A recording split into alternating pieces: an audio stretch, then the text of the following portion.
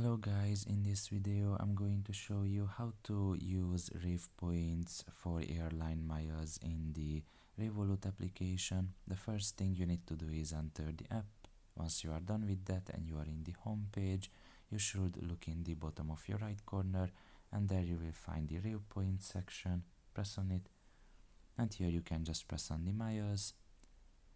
And you can read it up there that you can just transfer revpoints to airline miles, meaning that you can just actually help yourself out if you have enough Revolut points, if you are traveling a lot, and you can just select the type of company here that you would like to travel with, like Air France or British Airways or Flying Blue, Qatar Airways and all the others. You can just simply select it, and after that you can just enter the membership details that you have, and you will be able to transfer points to airline miles after that. So that's pretty much it really. I hope this video was helpful to you. Thank you for listening and see you next time. Bye bye.